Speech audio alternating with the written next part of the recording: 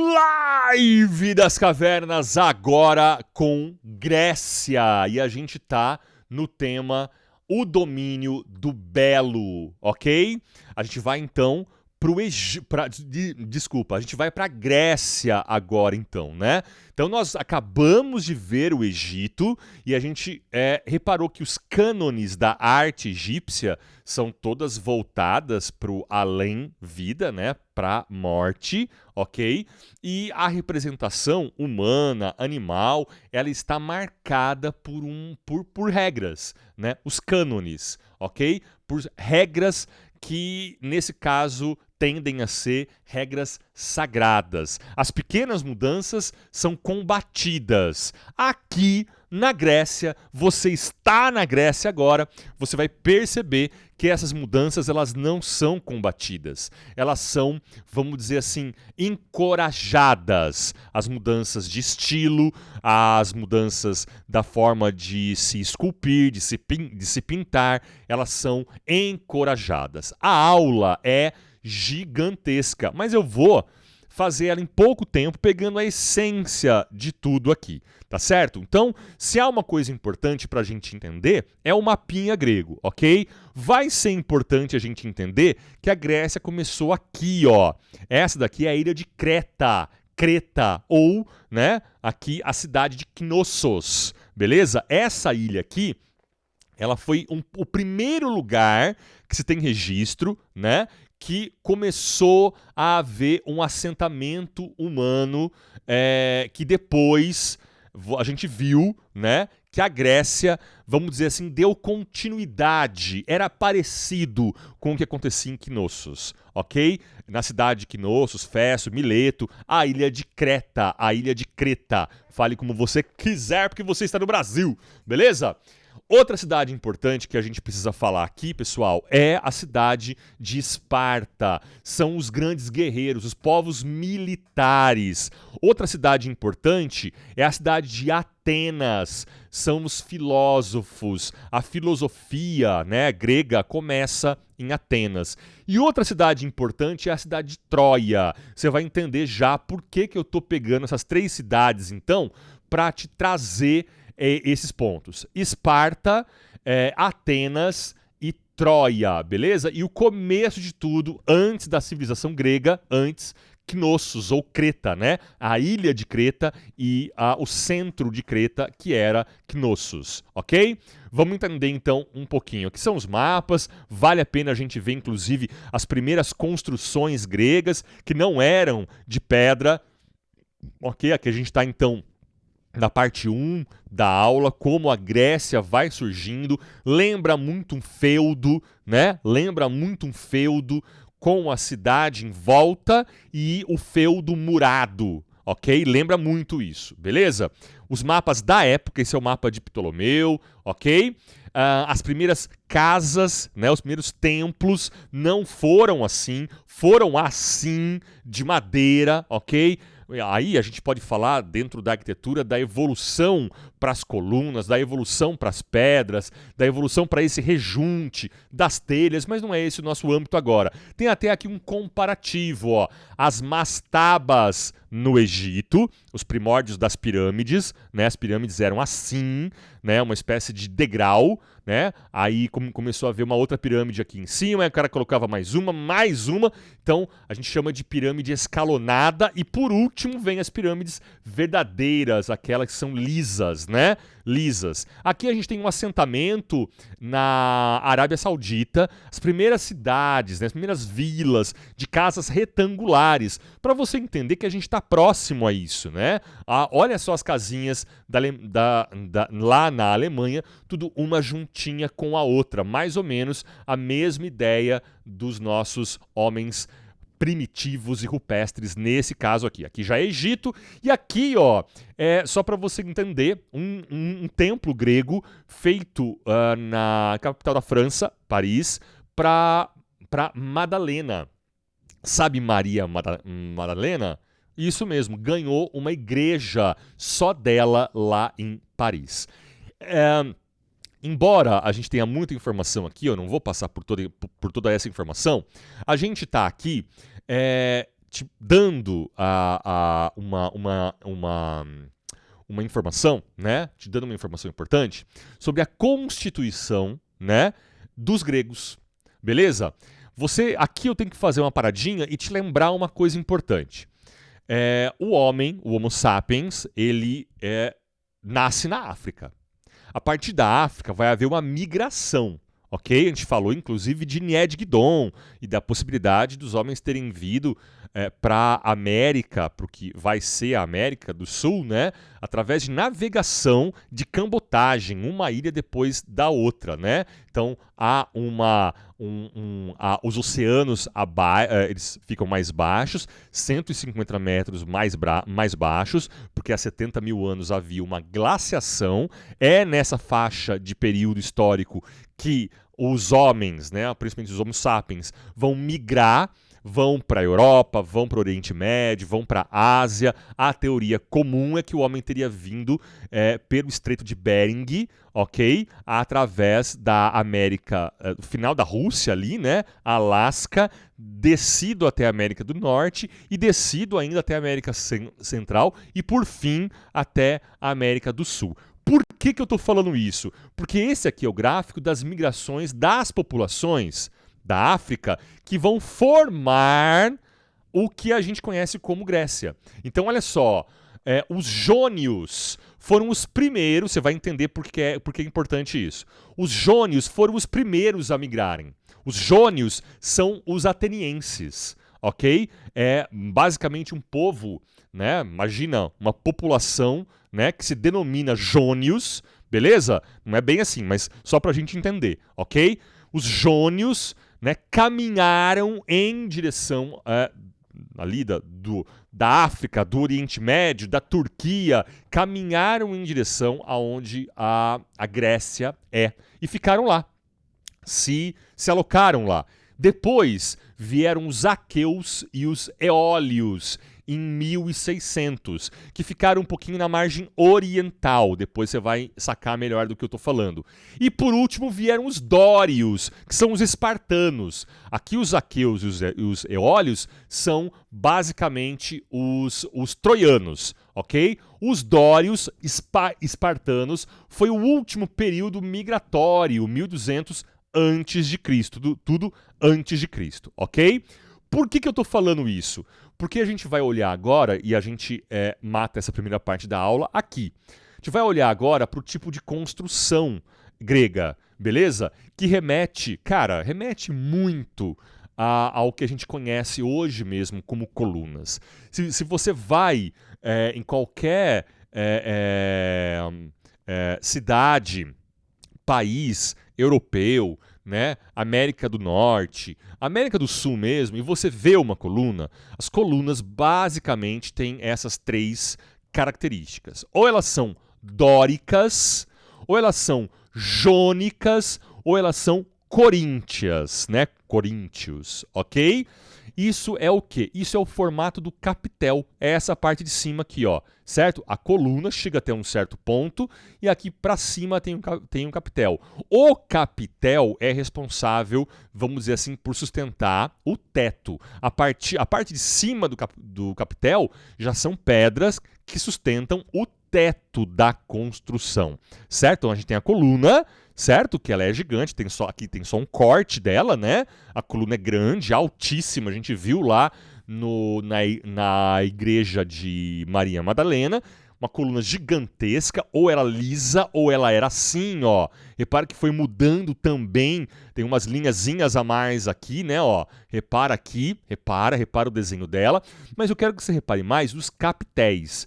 Esse é o capitel dórico, esse é o capitel jônico e esse é o capitel coríntio, beleza? Quem é responsável pelo capitel dórico, certo? Quem é o responsável? Quem mais produziu a arquitetura dórica? Que não tem muito ornamento, que não tem muita coisa aí pra você ver, mano. É só baguinha aí, acabou, mano. Quem que eram? Velho, os militares. Os Opa, aqui, ó. Os nossos queridos espartanos. Em Esparta e nas cidades militarizadas, você vai achar mais arquitetura dórica. Essa arquitetura mais simples, menos ornamento, beleza? Aonde você vai ver esse tipo de ornamento que é, de certo modo, né, um ornamento meio que relacionado a conchas, né? A folhas. Depois a gente vai retomar isso no movimento barroco, rococó, art nouveau, né? Mas aqui na Grécia, que tem, né? Você imagina que hoje a gente consegue perceber que isso aqui está associado à ideia, ao conceito de infinito, né? De fractal, que as conchas do mar têm, né? Quem eram os responsáveis por esse tipo de arquitetura? Os jônicos. Quem eram os jônicos? Os atenienses. E toda a galera que curtia mais filosofia. Veja só a relação, né, que se cria com o tipo de comportamento, certo? E o tipo de ambiente, de arquitetura que eu estou traduzindo, né? Eu traduzo o meu comportamento para a arquitetura. Agora, esse tipo de arquitetura aqui, ó, é uma arquitetura que reflete uma influência mais oriental. Se você for olhar para os turcos, para a arquitetura árabe, né, para a arquitetura chinesa, indiana, japonesa, você vai ver que essas arquiteturas têm mais ornamentos. Só que, no caso deles, são mais coisas abstratas. Aqui, você vai ver uma profusão de ornamentos dentro do que era permitido, entre aspas, no cânone grego, beleza? Ornamentos, então, florais, ó, a gente vai retomar isso em outra parte histórica, mas aqui, ó, ornamentos florais, um pouquinho dessas sinuosidades mais oceânicas, vamos dizer assim, conchas, né, essa influência das conchas, que são a população coríntia, ok? Que são quem? Esses carinhas aqui, ó. Esses carinhas aqui, os troianos, né? Essa galera toda, praticamente toda, que vivia no lado oriental da Grécia, beleza? A Grécia, propriamente dito, era aqui, ó. Macedônia, Alexandre o Grande, né? Atenas, a filosofia, Esparta, a guerra, né? Eles achavam que esses caras aqui eram menos gregos, justamente por estarem mais, vamos dizer assim, misturados culturalmente com o Oriente. O Oriente era a influência desses caras aqui. Por isso, essa influência reflete, né, inspira a decoração da arquitetura desses caras. Beleza? Cara, tem muita coisa pra gente falar aqui, certo? Eu não vou entrar... Aqui são capitéis, viu? Não é um carrinho, não. É um capitel, aquela parte de cima da coluna, beleza? Cara, tem templos que são... que as colunas são... esculturas propriamente ditas. A gente vai falar daqui a pouquinho sobre a influência do Egito, né? Cara, tem muita coisa, muito ornamento pra gente falar, muita coisa interessante que eu tenho certeza que você adora esse assunto, adora, ama! Porque a Grécia Antiga é uma coisa fantástica. Cara, o Portão dos Leões, né? Essa estrutura que é a tumba de Agamenon, né, que foi um dos líderes da Guerra de Troia, beleza? Depois eu explico Guerra de Troia, acho que não é agora importante. Essa abóboda, né? É importante essa construção dessa abóboda, porque a gente acha que é só em Roma que tem abóbodas, né? Essa construção circular, né? Que tem que tem um círculo em cima, né? A abóboda é isso, beleza? Cara, vamos para a próxima parte da aula, porque tem muita coisa aqui, ó, muita coisa. Tem um templo interessantíssimo aqui, que faz... Ó, esse templo, um dos maiores templos gregos, que faz a gente entender a grandiosidade do templo e como ele era feito. Tá vendo essa ranhura aqui, ó, isso é um encrave na pedra, né? É um baixo relevo. Então, isso quer dizer que as pedras eram alocadas uma em cima da outra. Você vê os risquinhos aqui, ó. Então se colocava a primeira pedra, depois se encaixava a segunda pedra, se encaixava a terceira pedra. Entende? Os templos eram construídos como se fossem um quebra-cabeça, uma montagem, beleza? Tem bastante coisa aqui para você entender, mas nós vamos direto para a segunda parte dessa aula, que fala sobre a beleza. Agora a gente vai chegar na beleza grega mesmo, né?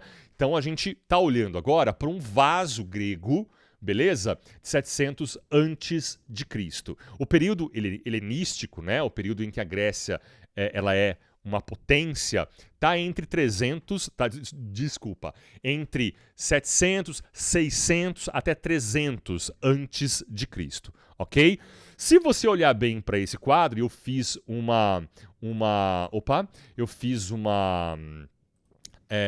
um destaque nele, você vai ver a influência egípcia na pintura grega. Beleza? Olha isso. Aqui a gente tem o esquema da frontalidade do cânone egípcio está aqui. Beleza? E são vasos gregos, né? Isso é muito importante. Os padrões geométricos, né? E uma pura influência egípcia. Quando a gente olha, por exemplo, a escultura grega lá do início, né, do período arcaico, beleza? A gente vai observar de novo essa influência. Não só, né, nessa coisa estática, e é aí que eu quero impor a diferença agora para a Grécia clássica, né, para a Grécia helenística, beleza? O período helenístico, então, é o período apogeu grego, onde a Grécia se torna poderosíssima, ok?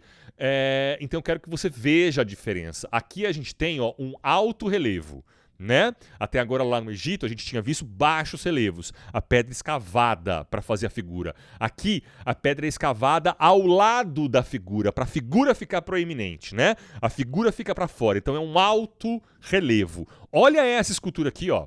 Olha, as duas esculturas, né, são estáticas, né? Elas não têm um movimento, né? Elas não têm um movimento que é típico da escultura grega, da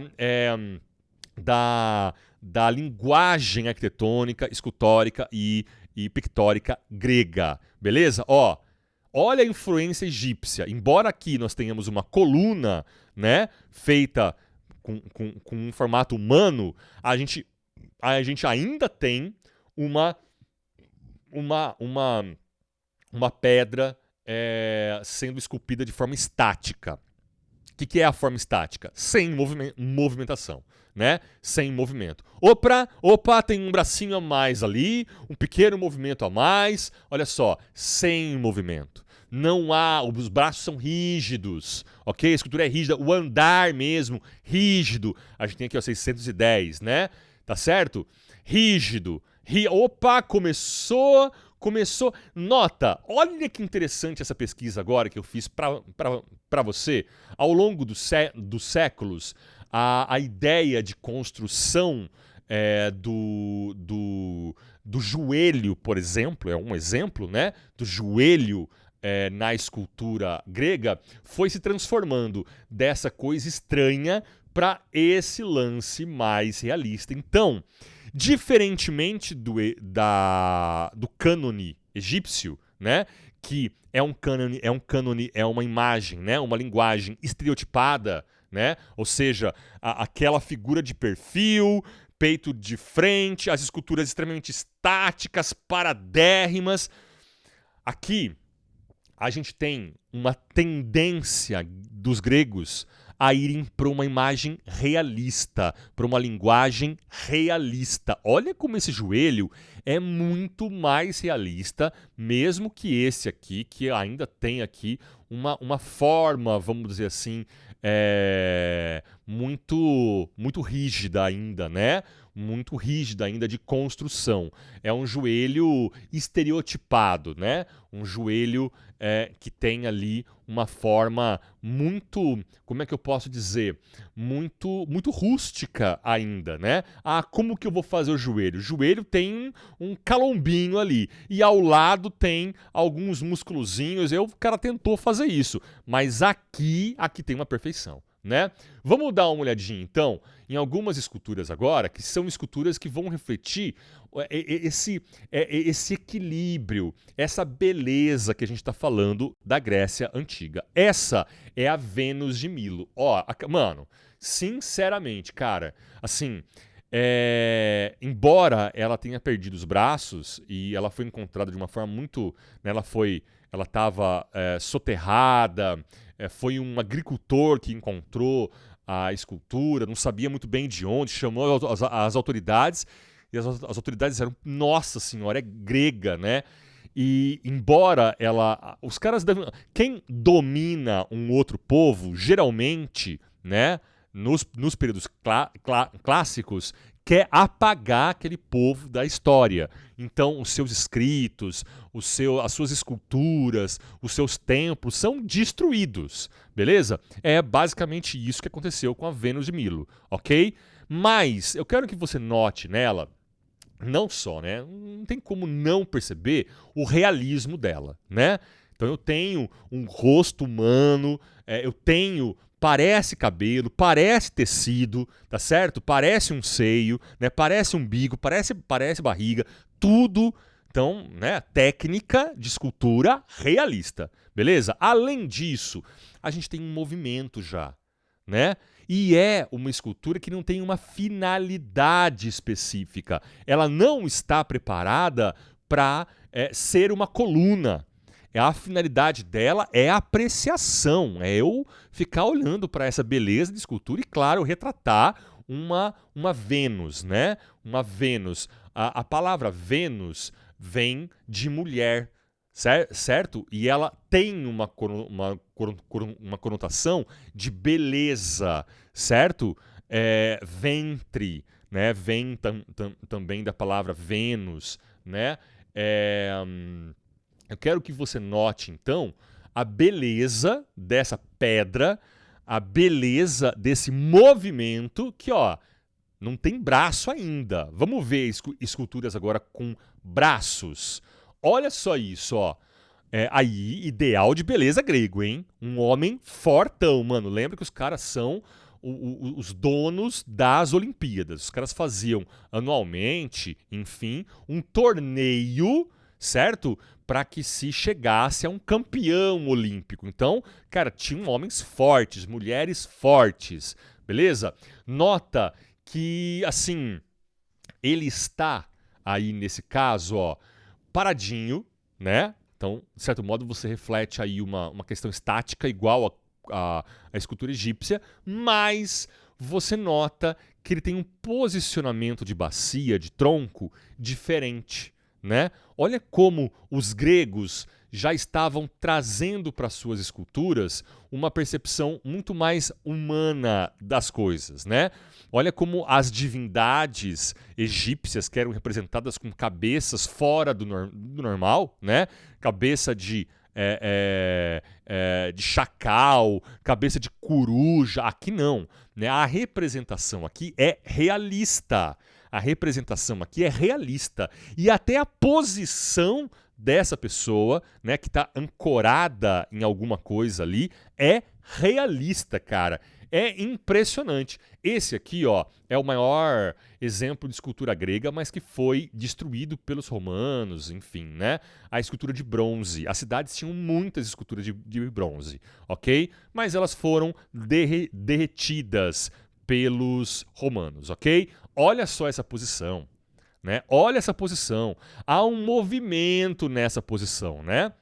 Há um equilíbrio harmônico, há uma harmonia nessa posição, beleza? A gente vai precisar entender que todas essas esculturas que eu estou falando e estou trazendo para vocês aqui, elas não só refletem a beleza, esse padrão de beleza da Grécia Antiga, como refletem esse equilíbrio, essa harmonia dessa beleza, e eram pintadas, cara. Todas as esculturas eram pintadas, todos os templos eram pintados. Então é uma população extremamente viva, vital, né? A cor era vital para esses caras. Não era assim, não era branca desse jeito, né? Foi perdendo com o passar dos tempos, até porque esses templos ficam ao ar livre, né? Ficam ao relento, ok? Agora a gente vai finalizar a nossa aulinha de Grécia falando de um conjunto, beleza? Até aqui a gente tem esculturas individuais, né? Aqui a gente está mostrando os frontispícios, né? Essa parte do templo onde alguma história era contada, ó, beleza? E a gente viu muita escultura individual, né? Muita. Agora, você vai entender que o nome que se dá para esse tipo de escultura é grupo escultórico, no caso aqui, ó, de Laoconte. Aqui o grupo escultórico do Touro de Farnese, beleza? Eu vou falar um pouquinho dessa aqui, ó. E nessa aqui a gente conta um pouquinho a história da Guerra de Troia. A Guerra de Troia aconteceu por causa de Helena de Troia, que se separou de Agamenon e foi ficar com Teseu. Eu não lembro agora bem direitinho. Repara aí, pega aí direitinho a lenda da Guerra de Troia. A Guerra de Troia aconteceu por 10 anos, né? Os romanos, atenienses, espartanos, entre outros, arranjaram uma desculpa que era a traição, né, de Helena, certo? Para conquistar a Grécia do Oriente. Até porque eu já falei para você aqui que os gregos orientais eram considerados menos gregos porque tinham influências, hábitos, né, do Oriente, beleza? Então eles promoveram uma guerra de 10 anos. Não ganharam a guerra, mano. Não ganharam a guerra. Não ganharam a guerra. Eles estavam indo embora quando tiveram uma ideia. A gente vai fazer para os troianos, inclusive Troia foi achada alguns anos atrás com 10 muralhas. As 10 muralhas de Troia foram achadas, né? Os gregos do Ocidente destruíam uma muralha e os troianos reconstruíam ela dentro uma outra. Então, foi impossível conquistar os troianos. Eles não conquistaram pela guerra. Eles conquistaram por uma tramóia. Eles fizeram uma trama. Então, eles destruíram barcos, construíram um cavalo, o famoso cavalo de Troia, e colocaram dentro desse cavalo militares. Qual era a estratagema? Qual era a estratégia, né? Era que os troianos levassem esse cavalo para dentro de Troia e durante a noite esses guerreiros, se não fossem queimados, né, por uma fogueira, se não fossem descobertos, enfim, espirrando, enfim, eles abrissem os portões para os gregos ocidentais entrarem em Troia. O Laoconte descobre a parada, ele vê a coisa acontecendo. Tá certo? Ele vê os militares entrando dentro do cavalo de Troia. E segundo, porque a história foi contada, evidentemente, pelos gregos do Ocidente, né? Pelos espartanos, pelos atenienses, enfim, Poseidon teria mandado um monstro marinho matar não só Laoconte, mas os seus filhos. A família inteira foi morta, né, mano? Você já sacou a parada, beleza? Então, essa é uma réplica romana, ok? Mas mostra a morte de Laoconte e mostra a escultura como ela era, beleza? Há vários relatos de como a escultura era e no período romano, os caras, né? Você sabe que Roma só pegou os deuses gregos, mudou de nome e mandou ver ali, né? Beleza? Cara, tem muita coisa pra falar, muita coisa pra gente entender sobre a Grécia, mas a gente vai ficando por aqui com os vasos. Tem dois tipos de vasos, essa é a pintura dos caras, né? Os vasos em estilo de figuras negras, ó. Vasos de figuras negras e os vasos de figuras vermelhas. São os vasos gregos, né? Onde você vê mais pintura, você não vê tanto nas paredes. Beleza? Inclusive algumas eróticas, ó. Então eu coloquei para você aqui uma pesquisa sobre as tintas, as técnicas, as ferramentas que os caras usavam. Até tem aqui um pé frontal, um pé de frente, ó, para você ver a evolução desse processo, né? Tudo. Até a gente chegar aqui, ó, no finalzinho dessa aula, a gente vai ter aqui um pouco de música grega. Fica aí como liçãozinha de casa. Aqui é um instrumento grego, ó, uma espécie de trombeta grande, que tinha uma embocadura muito fininha, parecida com essa embocadura. Olha a técnica para se fazer essa embocadura, né? Tem um bambuzinho aqui que é preso num lance de plástico hoje, né?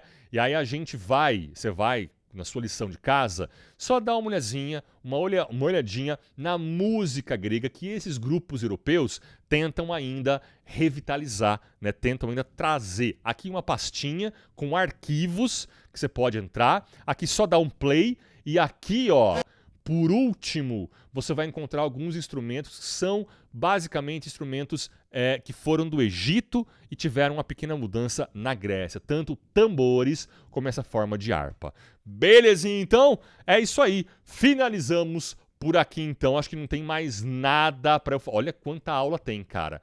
Olha quanta aula tem. Tem a dança, né, mano? Ó, aliás, ó, tem aqui uma imagem, uma dança grega, 2 danças gregas antigas, 3 danças gregas antigas. Ó, vai entrar aqui? Não.